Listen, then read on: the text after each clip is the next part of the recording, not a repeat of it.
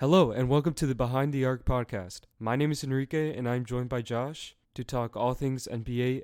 Today, we will talk about who we believe is the true MVP of the league at the halfway point in the season, a couple of issues that the 76ers and the Pistons have that need some true fixing, and who we believe the true contenders for the 8th seed are in both conferences.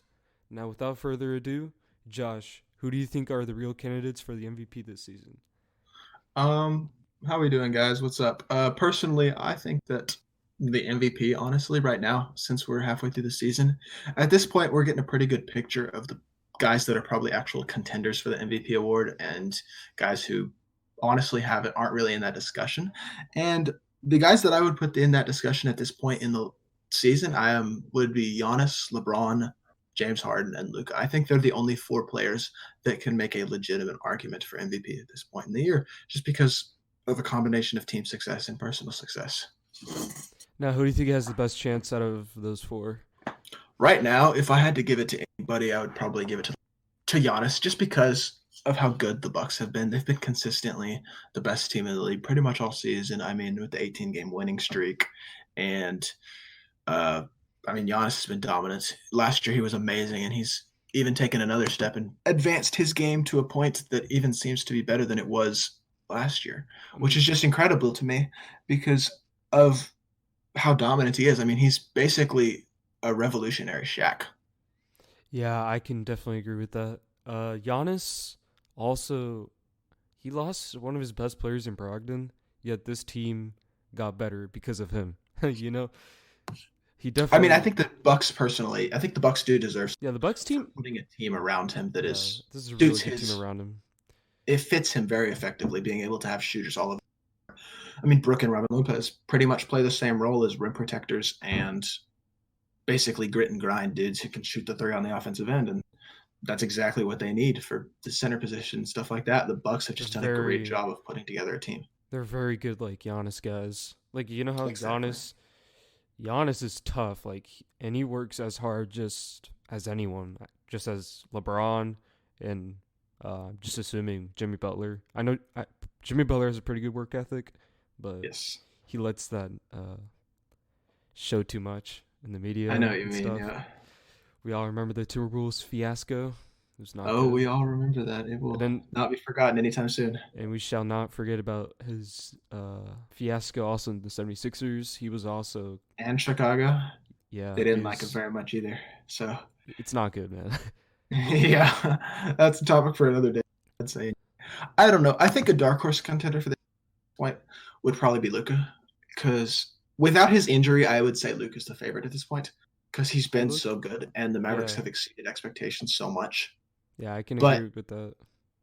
due to the injury, I have to give it to Giannis at this point. But I could see averaging basically a 30-point triple double and putting up triple doubles almost every night and consistently leading the Mavericks to wins against good teams. If he can continue to do that, I see no reason why he can't wind up winning the MVP at the end of the year, especially just because I don't expect. I mean, NBA voters consistently won't vote for guys in back-to-back years. I mean, we've seen in the past when LeBron was the best player in the league consensus for a good 10 years almost from the late 2000s to late 2010. I mean, he won what, two or three of those MVPs? Maybe four, but still, I mean, he wasn't winning the MVP every single season. I could definitely see it not going to Giannis just because he won last year, and it going to Luka or LeBron instead. Yeah, I can definitely agree with that. I'm just pulling up. So the Dallas Mavericks. I kind of like the stat Pythagorean wins. Do you know what that is? Kind of. Pythagorean wins. I do not. So basically, like in very simple terms, is just the games that the Mavs should have won. Okay, yeah. So the So Mavs, based on like yeah, like plus minus and stuff like that, it yeah, gives like a number of wins you should probably have. yeah, basically. All Uh, right. so they have 30 Pythagorean wins, which is like three higher than their actual win total. And then you That's look, really good. yeah, yeah. So this team should probably be doing better than better than other teams, but their record doesn't show that. Right. I mean, we and Mavericks fans will remember the Trailblazers game to begin the year where they very well could have won that game. The Lakers game to begin the year where Danny Green, Seth Curry, or not Danny Green, but Dwight Howard held Seth Curry, so Danny Green could hit a corner three to send the game to overtime. I mean, we remember games like that from the beginning of the year that we very well could have won and wound up not winning. So I can definitely agree with you on that point that the Mavericks could even be better than they are. It's incredibly Yeah, impressive. the second half of the season could be like the Mavs maybe end up as being the 2 seed, which is because February is so easy. Yeah. My birthday month. And then I think dark horse, true dark horse contender. A lot of basically anybody who's not a Rockets fan doesn't want James Harden the MVP. I think generally we could probably agree on that. Yeah. Just because people don't enjoy his play style.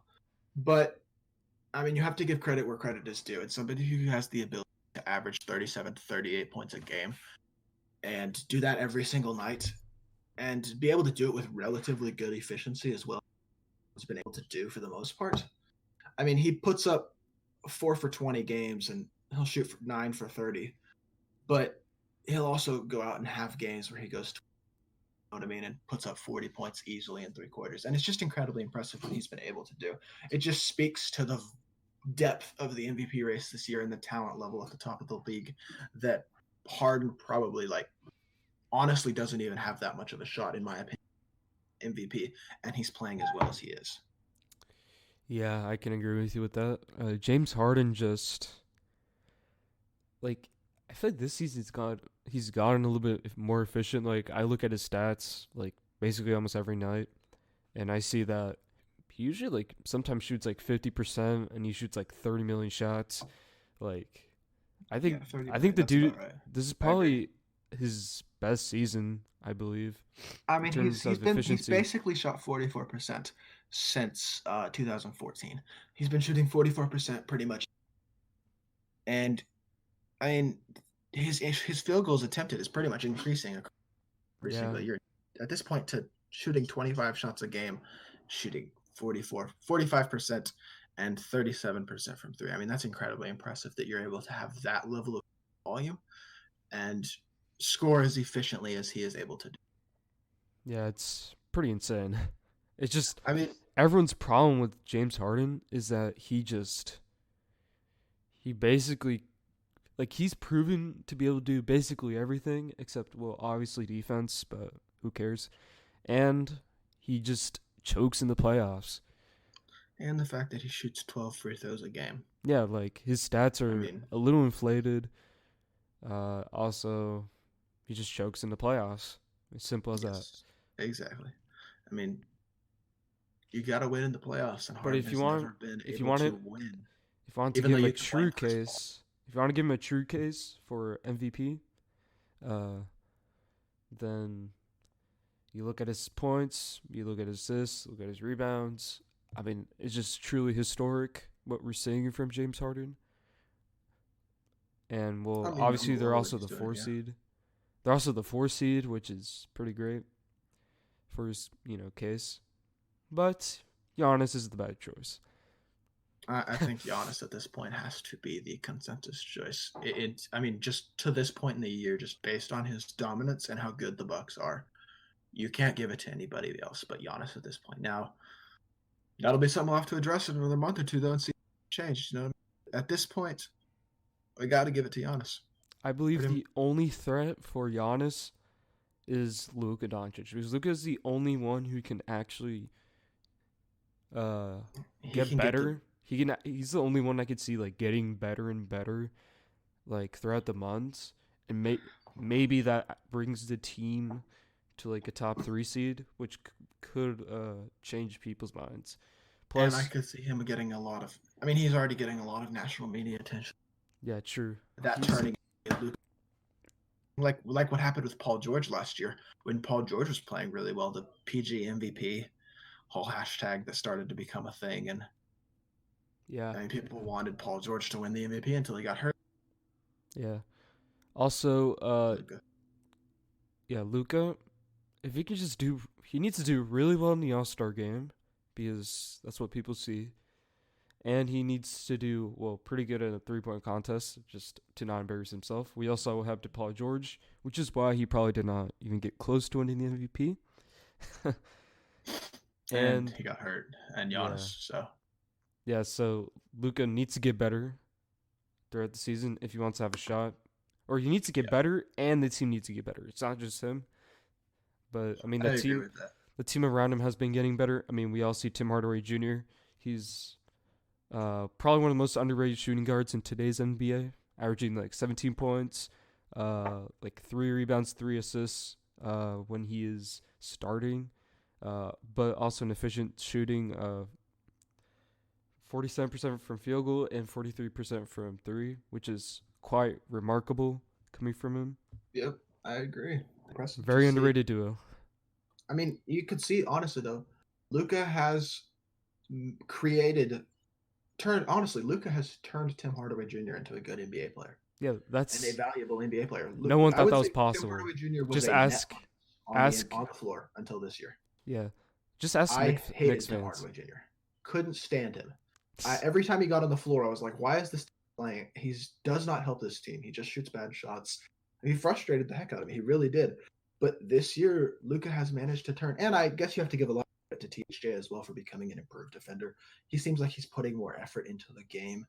But at the same time, just Luka's ability to create good shots for THJ and to take pressure off of him has allowed him to settle into a secondary or tertiary scoring role where he's able to focus more on catch and shoot and being able to go downhill on out of position defenders and stuff and get a lot more easy buckets.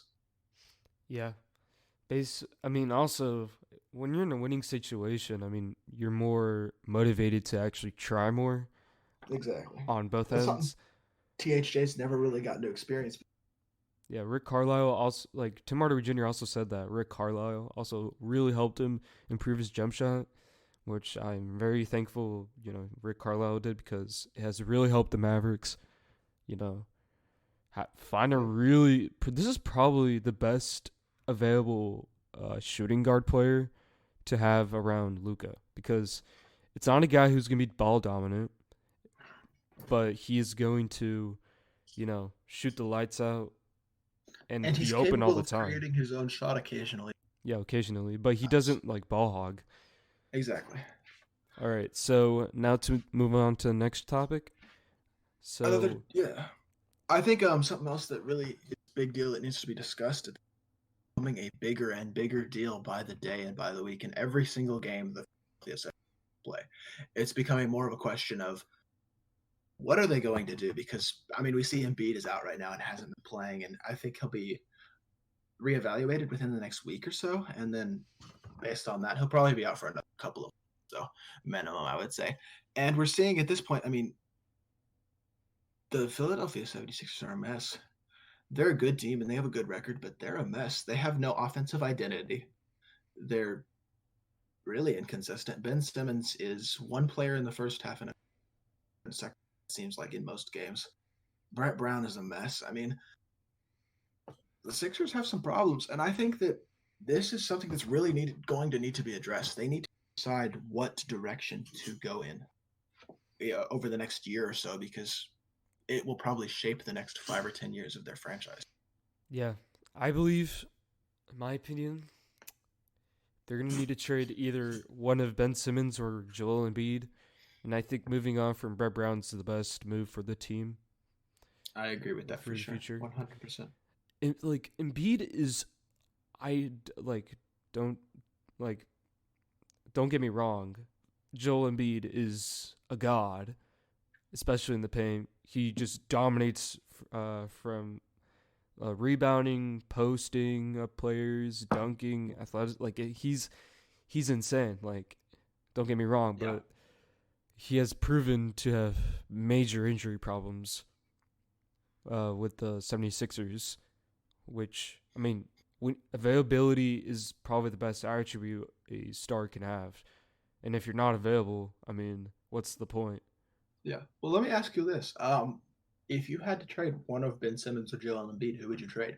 Because I think the Sixers is probably in their best interest at some point, whether it be before the trade deadline in the offseason to trade one of Ben Simmons or Joel Embiid because they just occupy each other's space so much, and they both occupy the paint a lot, and that's important for them to be able to get to the rim in their game in the way that they both play, and it just doesn't seem like they fit very effectively together. I mean, the thing is, Ben Simmons, he's probably one of the top 3 playmakers in the NBA in terms of like a tall player, long, lengthy. Can give it. Him, Luka, and LeBron are the only Yeah, guys of their size who can make the passes consistently that they make. yeah. Yeah, I agree. Yeah. So like, you can't really give up a talent like that because they are basically impossible to find. You know what I mean? Except for the fact that I mean, maybe it seems like Ben Simmons is one of the things that is holding them back the most because he refuses to shoot threes. Yeah, And they just don't space the floor. The Sixers' lack of spacing is going to destroy them in the playoffs.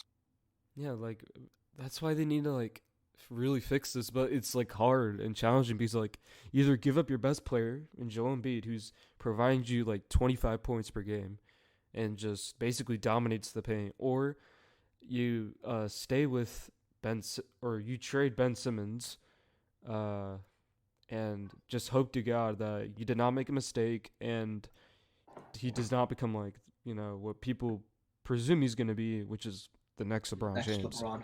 Yeah. Exactly. Yep. So it's and that's the it's thing difficult. you have to worry about when you consider. I mean, it's a really tough decision for them for sure. So, my opinion on who they should trade, I would probably say they should trade Joel Embiid because I think he has the most value, obviously out of the two. I think his health is deteriorating, but the good thing is that his contract. I mean, not many people like realize this, but his contract like has some clauses that prevent teams from paying Joel Embiid too much money if he's injured all the time. Like I think there's like this clause where like if he misses this amount of games, you can just release him, and like probably like pay him half or you can buy not him pay out him of at his all, contract. something like that. All right. It's like very good for teams in case if he becomes an injury problem. Plus, teams obviously could really use the best center in the league, yeah, arguably. one of the best centers in the league. So the Sixers can use Joel Embiid, build a like 3-point shooting team or something around Ben Simmons. They need to build a team similar to the Bucks because Ben Simmons is a similar player to Giannis. Yeah, I agree. He's a better passer and a better playmaker and not as dominant inside, but he needs shooters around him. And when the best shooters you're putting around a combination of Josh Richardson, Tobias Harris, Furkan Korkmaz, Matisse Thybulle, I mean, those are the best shooters on your team. If Matisse Thybulle is even in the conversation for best shooter on your team, there are problems. Yeah. I mean, that is an issue. That Matisse Thybulle is one of the 76ers three-point shooters. Yeah, that is actually true. That's a big problem because he was a bad three-point shooter. I mean, he's been okay from three, I think, but I don't think he's been great. And it's just they need spacing. And I think Brett Brown needs to go as well. 100% agree with you on that. He's been there for too long. Although I say that, Matisse Thybulle shooting 40% from three, so on 2.5 attempts a game. So I take that back. He has turned into a very good. That is, I guess props to him. I'm impressed because he was a bad 3-point shooter in college. Yeah, but Matisse Thybulle, like, because we're talking about Matisse Thybulle, dude, he has some mad potential.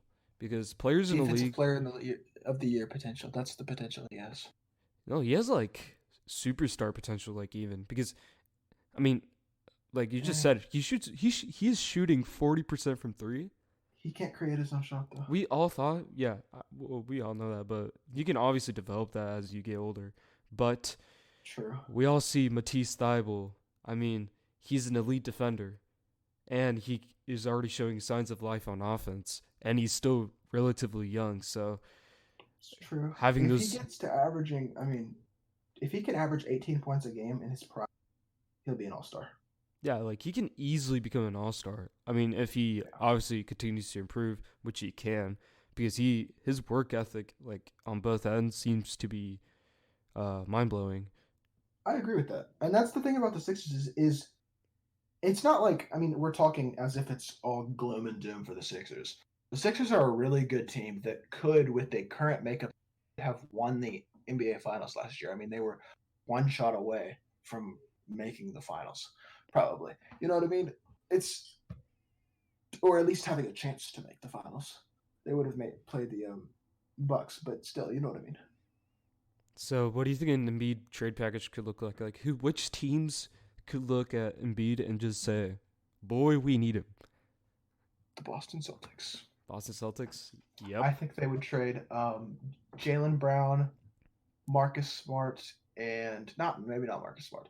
Jaylen Brown, Daniel Tyson, a first round pick, or a couple first round picks.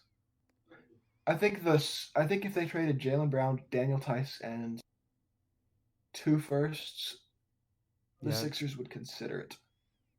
That probably isn't enough. They would probably need It would probably have to more be. valuable It'd probably assets of some sort. require a Joel Embiid trade. Like he would have to ask for a trade.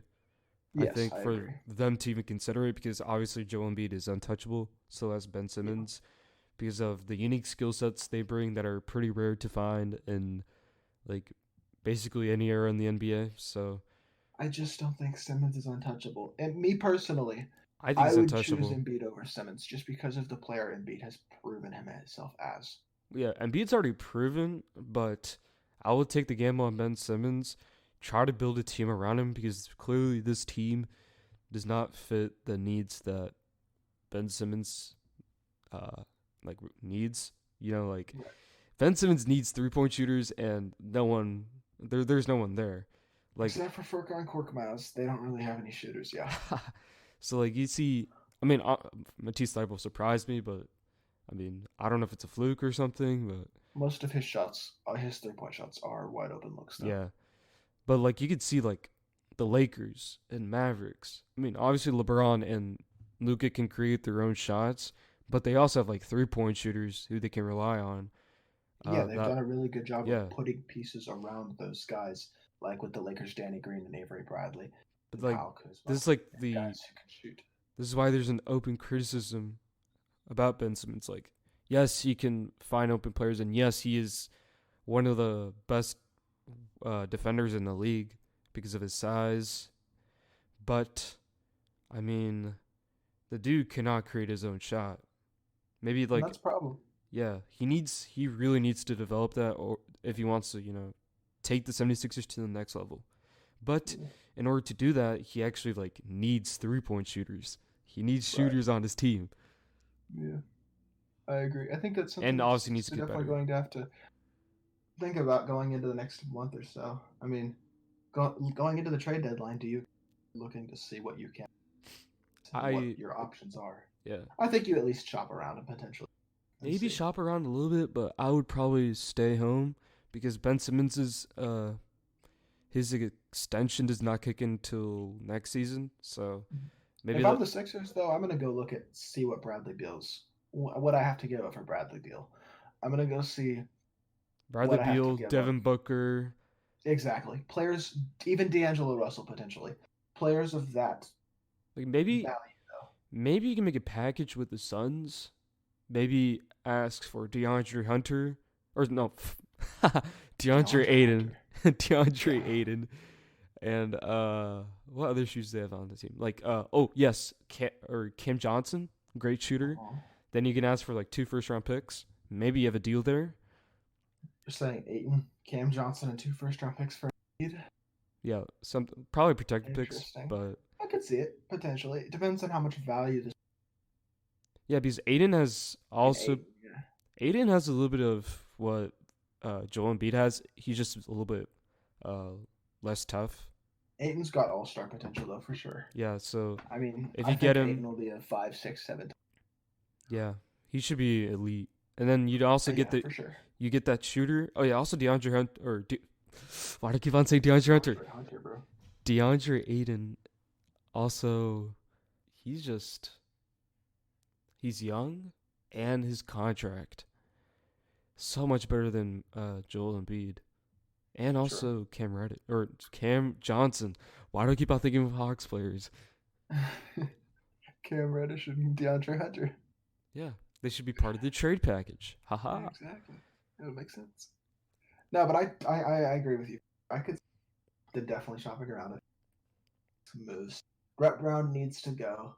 And maybe they let the rest of the season play out. And honestly, I probably let the rest of the season play out. I fire Brett Brown this summer Yeah, unless they succeed in the playoffs. And then at that point, I address the Embiid and Simmons situation and probably trade one of them.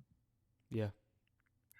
But yeah, I think that's probably good. And I think now we could probably transition into talking about another Eastern team that is not as much of a contender, and they have to make some big decisions. I mean, it does not look pretty in Detroit right now, but they need to decide whether or not they're tanking, committing to still trying to win with the because I mean they need to trade Andre Drummond before the trade the rebuild.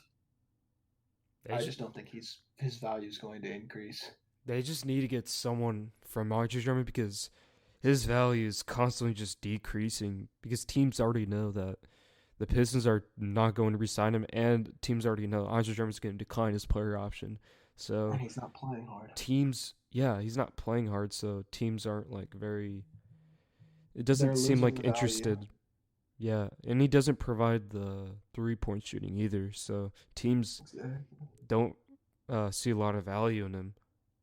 One avenue that I could see the Pistons taking, deciding to keep Drummond and basically just finish out the rest of this year and attempt to get a solid draft pick. Because this year, if you can pick up a guy like potentially an RJ Hampton or a LaMelo Ball or a Cole Anthony or even a Nico Mannion and get a good point guard to pair with Sekou Doumbia and Luke Kennard and Blake Griffin. If you still have Derrick Rose as your sixth man, and I mean, that's a solid team. I could see that still having that could definitely be a playoff core and even potentially a contending core, depending on that rookie is plays. And if Blake Griffin is able to come back and still be close to the same player that he was last Yeah, I can definitely agree on that. Dude, year. He's been Seku's great. star all written over him, He's dude. been The great. dude, the dude is athletic. He's very good at grabbing rebounds. He He's also, efficient. yeah, he's efficient, and he's showing signs of life on offense, which is always a good thing. And the guy's And he's only smart. 19. He doesn't seem overwhelmed by the NBA game. I know he's only played 50, but he does not seem overwhelmed by this. He seems like he fits in, and I mean, I see no reason that Sekou Doumbia can't be a valuable piece in the Pistons rotation. And honestly, close to an all-star, I could see, maybe even an all-star. Um, in the next couple of years, I could, and because of his any improvement that it gives the Pistons at least some sort of hope that potentially if Blake Griffin can come back next year and be a valuable asset to them, and they can add a good draft pick, that they could still be a good team. I mean, there's no reason that they have to blow it all up. I don't know. What do you think? Do you think the Pistons should blow? Yeah, the Pistons need to blow up, dude. It's just obvious. I think that that's probably the best case scenario for them is just blowing it up and getting a good draft pick and building around that core. But with the value drop of Drummond, it's getting harder and harder to blow it up now that Blake is hurt and Drummond's value is dropping. And I don't know. The Pistons are in a tough situation. They really are. It's going to be interesting to see how the rest of the season shapes out for them and what they decide to do Now, before the trade deadline do you as think they well as should this. retain Dwayne Casey? Because I think Dwayne Casey's a good coach. I think Dwayne Casey's a good coach, and I don't know I'm not sure there's anything. There's a coach in the I hope he does not get turn fired. this team into a valuable team. You know what I mean? I mean, they Yeah, just they're not very good. yeah. It's just. Without Blake Griffin being good, this is not a good team. Mm-hmm. Derrick Rose is their only really good player in my opinion, Yeah, and Luke Kennard is good. yeah. Andre Drummond is, Luke Kennard's I good. guess, good, but he doesn't really provide much value on the defense. And He doesn't look like he's playing very hard. Y- I don't know. I would not want to be a Pistons fan. I'll tell you that. Yeah, dude. Being a Pistons fan right now is just seems It's so gotta be tough depressing. Yeah. because it's either blow it up and hope, or don't blow it up and hope. They just have to hope at this point that something goes their way. I mean, Seko's something potentially good. Kennard's been pretty good. But Uh, besides Sekou and Kennard, you're gonna there's probably not much get there a for the draft future. pick. But like the thing is, the reason like it was reported that the Hawks made a trade, or sorry, didn't or declined a trade which involved their first round pick, and like the details of the trade were just awful. It was like Damian Jones and like Chandler Parsons, and like the Hawks didn't even want to include a first round pick, which is But they don't want to include Cam surprising. Reddish or DeAndre Hunter either. Yeah, that first round pick, the Nets pick, could potentially Yeah, be a lottery pick if like a team like the Wizards, which we will get into later, could like overtake them for that 8 seed. Like if the Nets continue to trend downward, the Nets pick could be a lottery pick, and it just could be another good young player the Hawks could use. the Hawks are about to be in a Celtics situation where they have too many good players. That are young and raw. They're gonna run out of minutes for people. Yeah. Like I don't think the Hawks are in a terrible situation. It's just everyone is young and all their old players or veterans are just bad. They don't have any good veterans. Exactly, that's true. I mean And like I mean, now that John Collins is back, we're seeing they're a better team than they were without him. I mean, he's to them. yeah. They just need a couple more pieces, a couple more guys to blossom into I all think star. They yeah, need one more guy to blossom into a close to all star level player. which is why people are like, Andre Drummond could be a great fit for this team because I mean, even though he hasn't really showed that he tries on defense and stuff. He's He, a better fit for them than the yeah, Mavericks or the other teams that people have considered him going to. I mean, the Celtics maybe, but I mean, I think he would fit pretty well on the Hawks just because of John Collins' ability to shoot the three from the four position I just think over the paint. the Hawks, I think feel like they are the favorites to land him maybe in free agency, so they aren't really concerned getting him right now. But if they can get him right now at a very cheap price, It's I because there mean, aren't very many why teams that are not? going to pay Andre Drummond 25 to 30 million, and I could see the Hawks paying Yeah, 25 million a year. there aren't many teams. I think the Knicks Yeah, can, but I mean, like, I why don't. would they? Yeah. So yeah, because the Knicks have Mitchell Robinson, which I don't understand why they haven't played him more. Dude is special. I mean, Mitchell Robinson. I wish I had him on my team. We could, yeah, I agree. He I was would like to have Mitchell Robinson on the Mavericks. That'd be nice. he would be insane. Yep. All right. Well, I think it's a good time to transition into eighth, with you mentioning the Wizards stuff.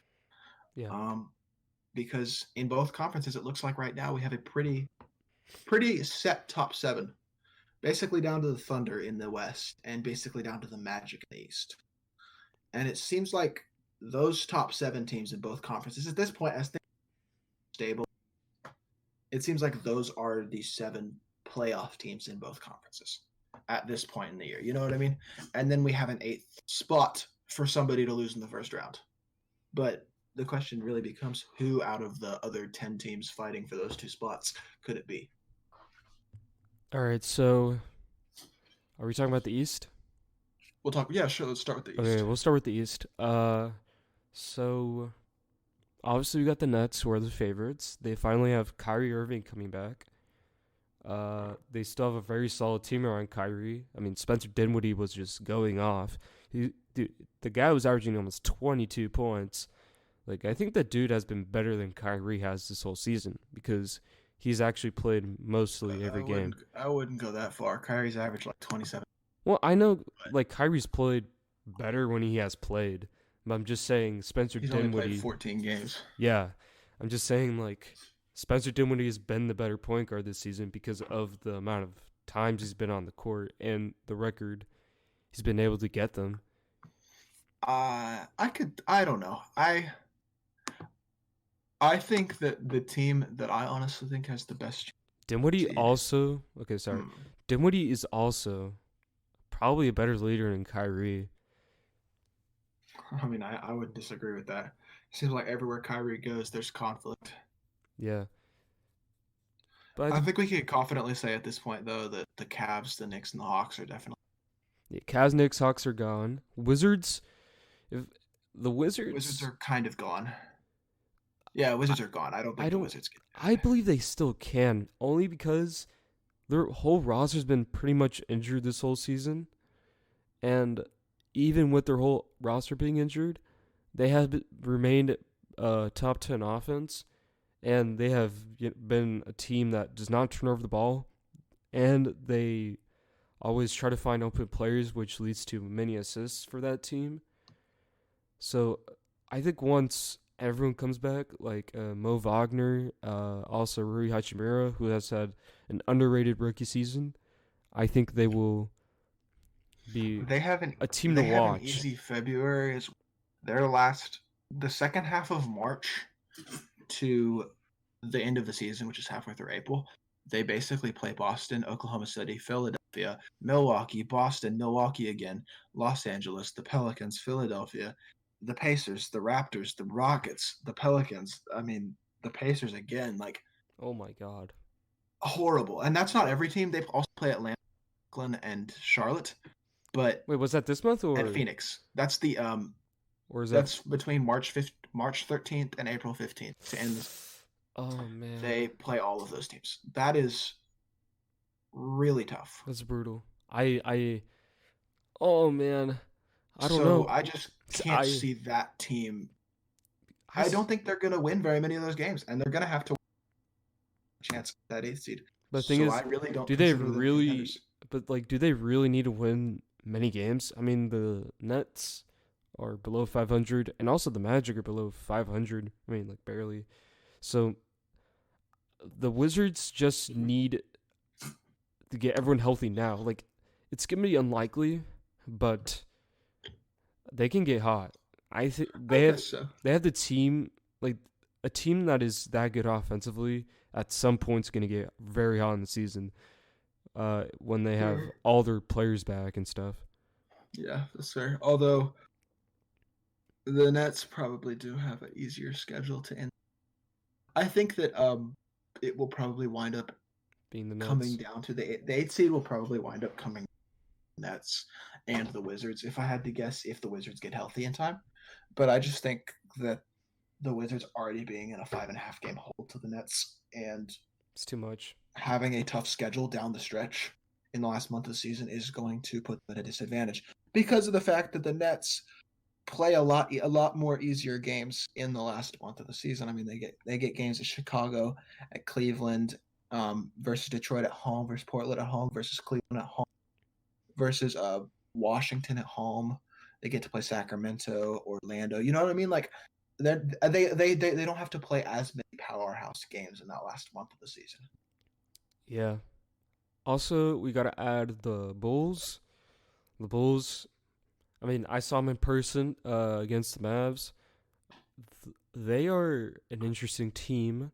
Like Zach Levine, Zach Levine's really good. Like especially Very on underrated. defense, or like he's improved on defense. I like watched that game. I was like, yo, dude, this guy is I agree. clamping. He's very underrated Like defensively. He puts in a lot more effort than he.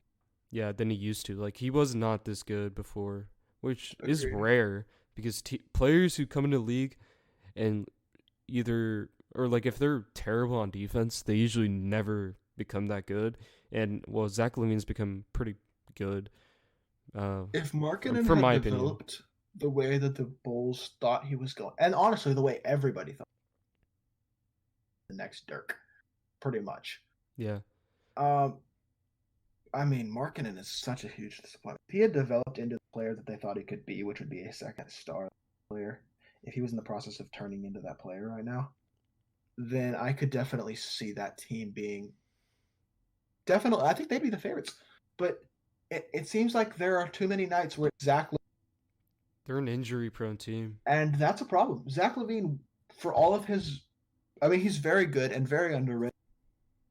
but Zach LaVine by himself is not going to win Yeah. enough games to make the playoffs. You know what I mean? Yeah. Lauri Markkanen has suffered through many injuries, and I consider him like he's obviously not going to reach anywhere close to the level of Dirk, but I think he's better than Ryan Anderson. So I mean, this is what I guess that's true. So I already said like before I saw him as like the middle guy of Dirk and Ryan Anderson. Like that's He's shooting he's the 42%, 35% from three, though. yeah he's It's just very meh. Averaging yeah 15 points a game. It's just super meh. I mean, he's a good player, but he's not special. You know what I mean? yeah. I think he's better than Ryan Anderson, but I agree. he Definitely. definitely will not reach the level Dirk was. I don't think anyone probably will like ever. It's hard for a player to replicate what Dirk was able to do as an unathletic guy. Yeah, unathletic. Able I mean, the dominance that he was able he was to. kind of athletic, but I mean, I think every star has to be At the beginning kind of of his career. athletic. Yeah. Yeah. But yeah, and I think when it comes to the West, though, the 8th seed definitely is more of a discussion because the question.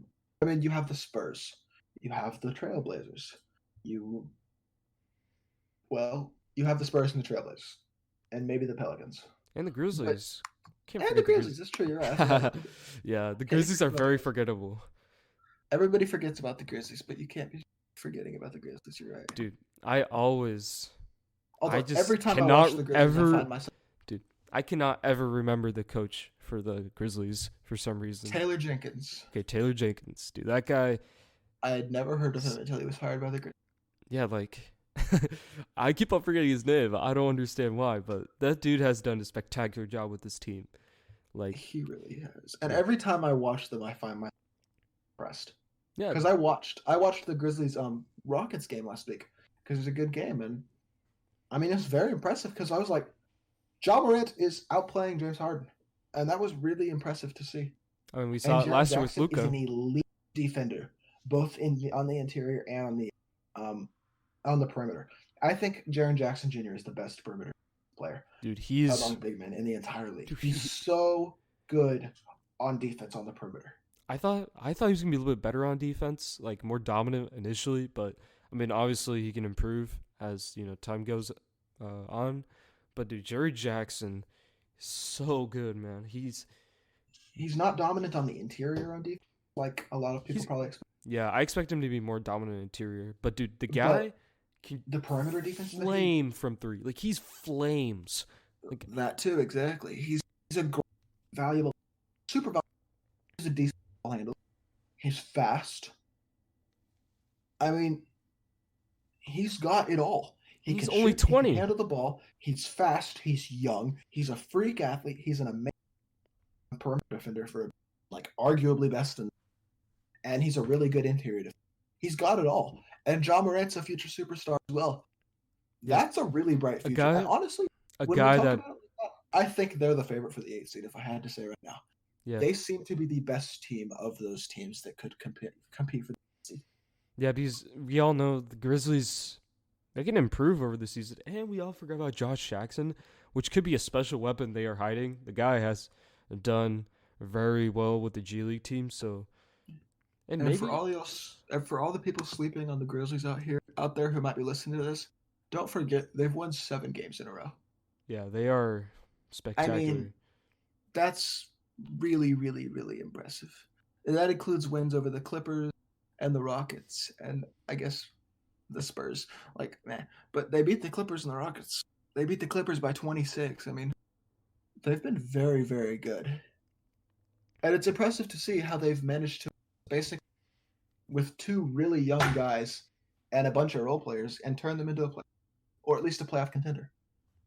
Yeah, I mean they've been kind of lucky this season because the 8th seed hasn't been really like super Competitive. above 500. Yeah, super competitive. I mean, yeah, it is competitive, but Okay, it's yeah, not that's like true. it's not like above 500 teams. Right. Like last year the Clippers were like how many? I think they had like 47 wins last year, and they were the 8th seed. Something like that. Yeah. So yeah. I think the Timberwolves are out of it though. Like, I don't think they're good enough. Yeah, T-Wolves are gone, I think. Unless if they make a The trade. The trade, like, assuming trade for there's no... D'Lo, that's the Yeah, only shot they have. yeah. Even that, I mean, I don't think they have a super good Still, chance. then I don't exactly. The Trailblazers, I think, have a chance, but now that CJ's hurt, Oh, I yeah. mean, They've been hurt it all just gets season. rougher and rougher for them. They're like the Wizards of the West. All they have is Damian Lillard and Carmelo Anthony, which is wild to say. And I guess Hassan Whiteside, too. That's wild that the best three players in Portland Hassan just looks... Carmelo and Hassan. Hassan looks like he sucks, but then he... Like, you look at his stats from, like, last night against the Mavericks. Dude legit scored 21 points on 9 of 10 shooting. He also grabbed 18 boards and blocked 5 shots. Like, That's it's what I was weird. talking about. That's what I was talking about last night. Is nobody is paying attention to Hassan.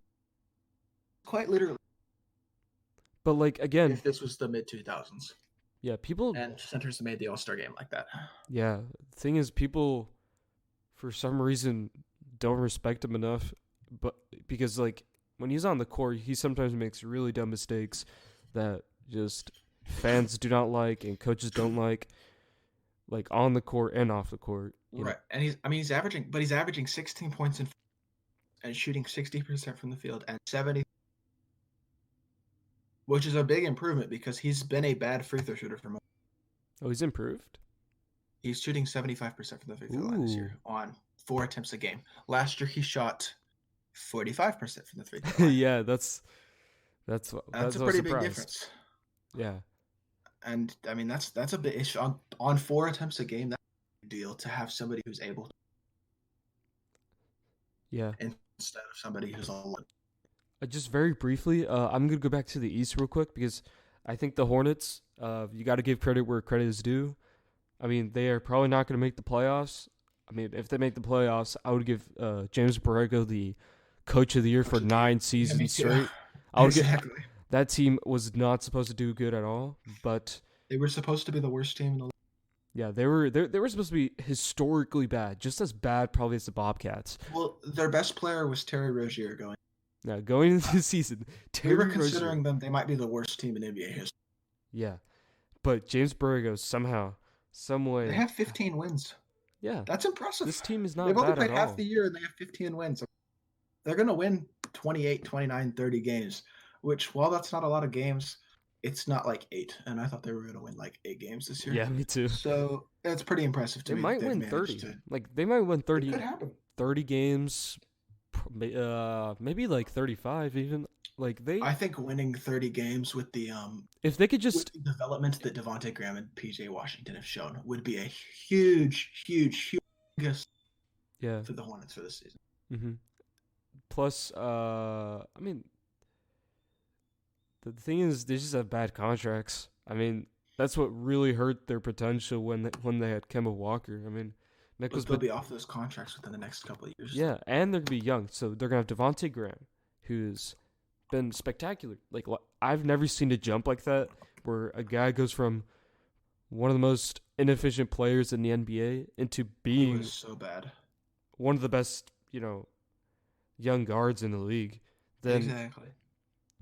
you also have Miles Bridges, who's he's constantly improving. I mean, he's not been eye popping, whatever. Right, I know what you mean. But he's improving. I mean, maybe he becomes a good starting small forward.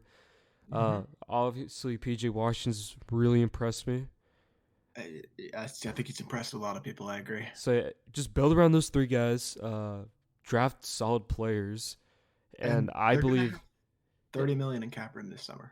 yeah, they should be interesting. They get off Bismack Biyombo and Marvin Williams contracts this summer. And that'll Michael $32 Kidd-Gilchrist. million in cap. Yeah, exactly. Okay, $45 million completely to Gilchrist. You're right. And then Cody Zeller, they get off of his $15 million next year as well.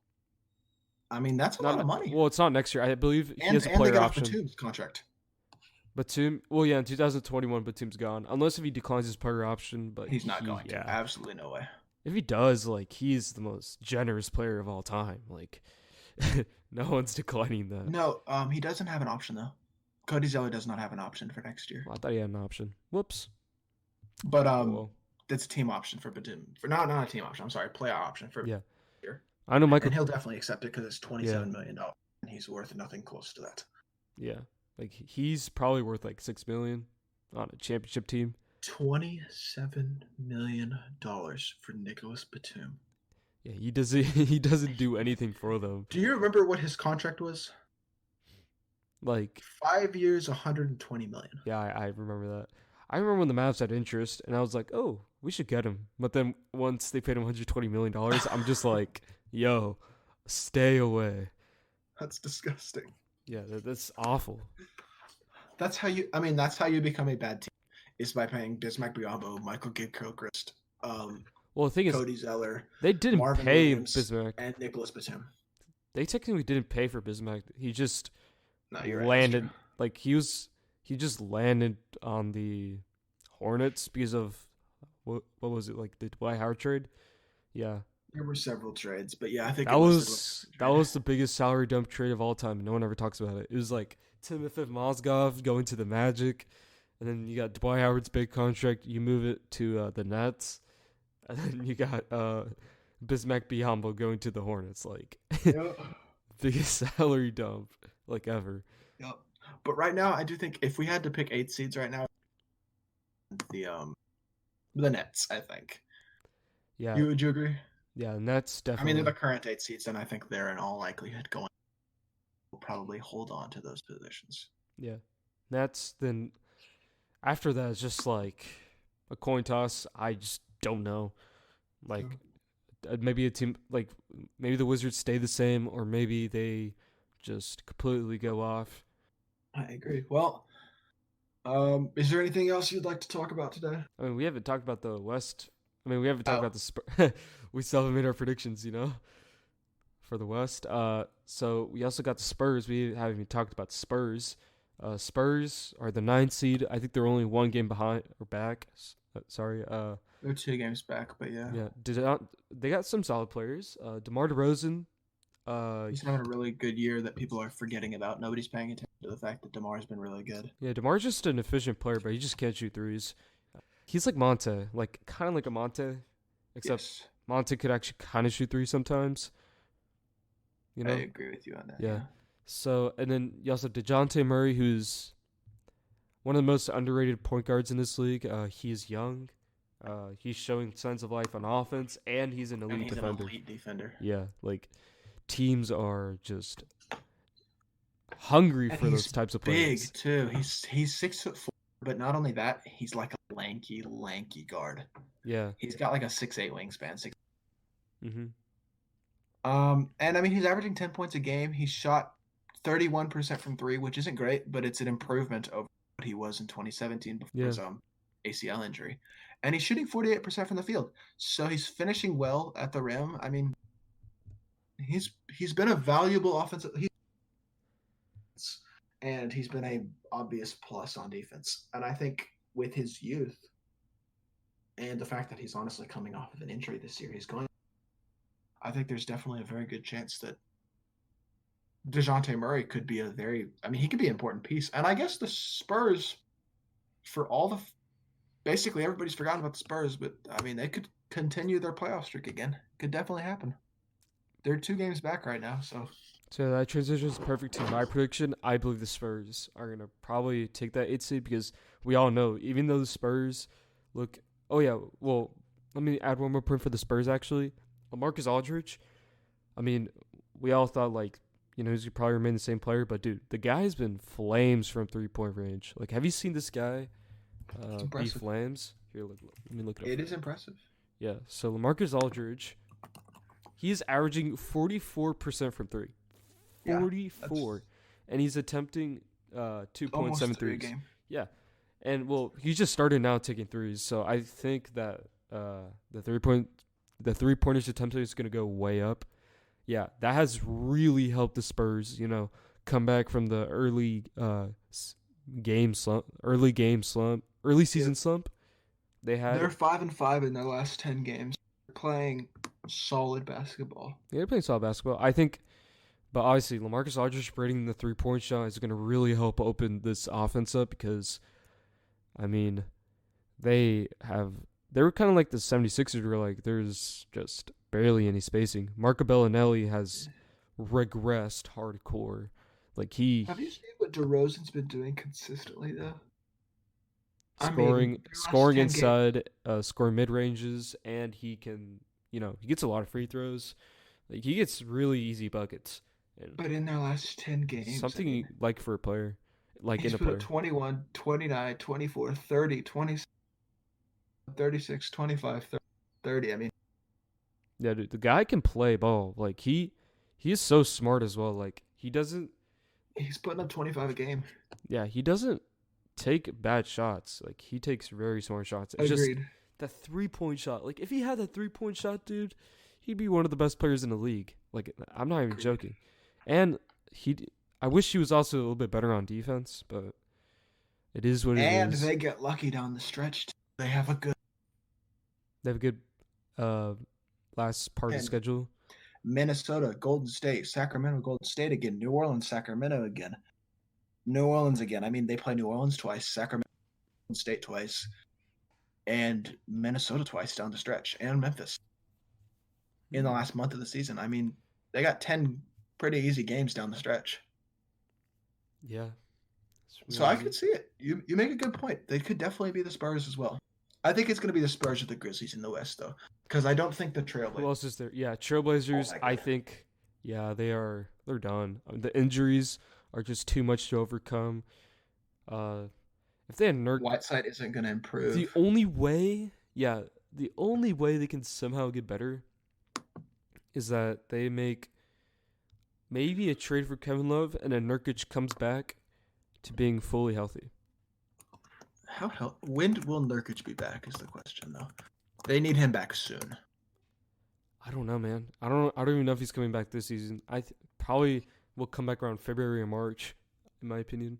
But I mean, the dude has to get back into his groove. So him, He's targeting a mid-February return, which probably means early March. yeah, early March the latest probably. But that just might be too late. Yeah, like But I mean, they have to survive another month and a half. If they're 5-6 games out yeah, they are, by man. March, that's a big problem. I mean, they're 2.5 games out right. If they slip much further and lose connection a little bit, that could be a problem for them because I just don't think they're that good. I say that at the same time, I don't think the Trailblazers really need to be chasing a playoff spot this year. Yeah, I think because it's not going to help them to make the 8th seed and lose in the first round. They can lose more depth. Sorry, they can use more depth. I think I said lose, but they could definitely use more depth. 100%. Yeah, because from last night's game against the Mavs, I heard that the Trailblazers were like second in bench scoring or second worst in bench scoring, which is losing Rodney Hood hurt them a lot. Yeah, Rodney Hood, dude, we all forgot about him. People forget about Rodney. Yeah, that's what I was saying. Like big. this helps my point that this team has just been injury prone. They very much so. They can't. A fully healthy Trailblazers team. I mean, we know what they're. Yeah, they would definitely be the 8th seed if they were fully healthy. Yep. Especially with Carmelo. Oh my God. I think that next year the Trailblazers just go back to being a threat. Yeah, Mario Hezonja has been disappointing for them. Like they've had some disappointments. Has been disappointing for everybody. Yeah, I'm not sure if Mario Hezonja is done. chances. He's gonna go back to Europe. Yes, I think this is his last year in the NBA. Okay, who else are we missing? Suns. Do we really even need to talk about the Suns? To be honest, they're too depressing. I mean, maybe they can get. They're falling. They're just so meh. I mean, they got DeAndre Hunter or DeAndre Hayden back. DeAndre Hunter. You're right, they did, but I mean, they haven't fared any better anyways, so they're not beating anybody good. Yeah, they really don't have very many good wins. Mm-hmm. And you have to get some good wins in the West to be a contender. And they started off the season really hot. You can beat the Clippers. Since you can't really do that. And I mean, they've been decent recently since they lost a ton of games in a row, but I just don't think the Suns are true contenders at this point. Yeah. And I don't think they need to be either. It's not going to help them to make the playoffs. Mm-hmm. So basically, yeah, I think top 7 in the West, like you said, pretty solid. I think that's gonna probably stay the same. Maybe I a little agree. bit, maybe a little bit changes through 2 and 6, since that's Yeah, a very tight race. right. Then you got the East. Uh, Top 7 also is probably pretty solid. yeah. Again, 2. I think 2 and 6. It's kind of like the same thing in the East, where it's like the one seeds like dominant. Probably no one's gonna overtake them unless Yep. if something crazy happens, like an injury. Like if Giannis got Yep. injured, I mean, I oh agree. no. Or But if 2002 through 6 in both conferences are basically, yeah, they're up for grabs. Or which is for the teams that are in there, of course. right. Which is cool. I mean, it's going to be fun going down the stretch over the next couple to see what happens because we could be completely wrong. I mean, who knows, man? The Hornets could catch fire and they could make the 8th seed. I mean, It the can be a Spurs surprising could win the trade. 8th seed. The Trailblazers could win the 8th seed in the West. I mean, we don't know. What if the Hornets trade for Joel Embiid? I mean, you never know. Yeah, no, there's no way. Hey, it's possible. They Think don't about it. have the value to trade for Embiid. But think about it. Well, I mean, to win now, yes, I think you're right. But they have shooters. Devontae Graham has made the second most threes this whole season.